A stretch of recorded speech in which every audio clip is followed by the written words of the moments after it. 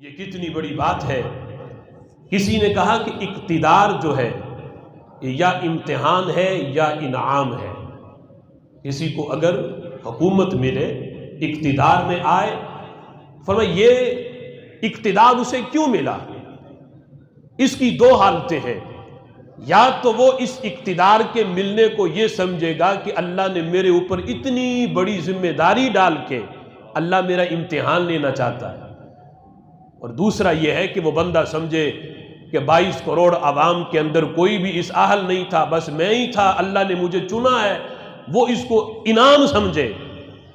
تو کہا کہ اگر تو وہ اس اقتدار کو امتحان سمجھتا ہے،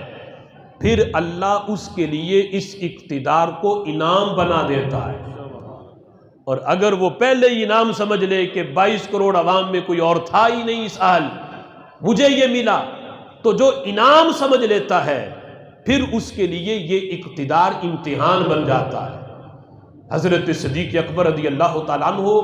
جب خلیفہ بنے تو انعام نہیں سمجھا، رو رو کے حضرت صدیق اکبر بھی، حضرت فاروق اعظم بھی رب کی بارگاہ میں یہ دعائیں کرتے، اللہ ہم اس اہل تو نہیں تھے لیکن ہمارے کندھوں پہ یہ ذمہ داری ڈال دی گئی، کہ اللہ ہم دعا کرتے ہیں کہ ہمیں اس ذمہ داری کو نبھانے کی بھی توفیق دے، ہمیں ہمت دے، طاقت دے کہ ہم اس ذمہ داری کو نبھا سکیں۔ ہم یہ سمجھتے ہیں کہ ہم پہ یہ ذمہ داری ڈال کے ہمیں امتحان میں ڈالا گیا، اے اللہ اس امتحان میں اب کامیاب بھی تو نے ہی کرنا ہے۔ اگر انہوں نے اقتدار سمجھا ہوتا تو حضرت فاروق اعظم کبھی بھی یہ نہ کہتے کہ اگر دریائے نیل کے کنارے کوئی کتا بھی پیاسا رہ گیا تو عمر کو اس کا بھی جواب دینا پڑے گا۔ انہوں نے اس اقتدار کو امتحان سمجھا تو رب ذوالجلال نے ان کے لیے اس اقتدار کو انعام بنا دیا، اور بعد والے حکمرانوں کے لیے رب ذوالجلال نے ان کی خلافت کو اللہ نے ایک روڈ ماڈل بنایا